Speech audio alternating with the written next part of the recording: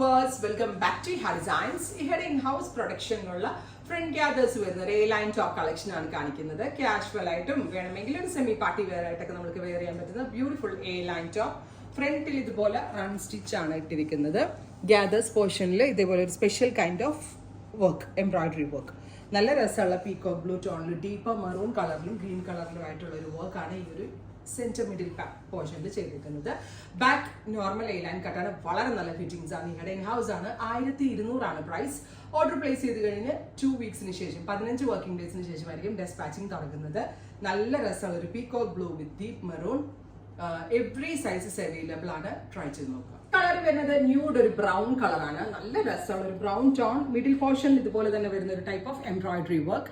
നെക്കിൽ run stitch ഇട്ടിട്ടുണ്ട്. Simple ആണ്, എലഗന്റ് ആണ്. ഇഹയുടെ ഇൻ ഹൗസ് ആണ്. 2 വീക്സിന് ശേഷം ഡെസ്പാച്ച് ഡേറ്റ്.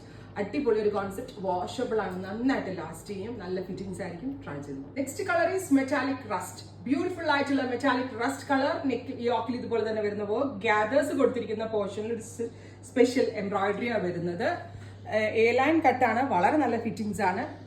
1200 2 വീക്സിന് ശേഷം ഡെസ്പാച്ചിങ്. ട്രൈ ചെയ്തു. Next one is dark beetroot ആണ് കേട്ടോ. ഇത് കണ്ടോ, ഇങ്ങനെ ആ ഫ്യൂഷൻ വരാം.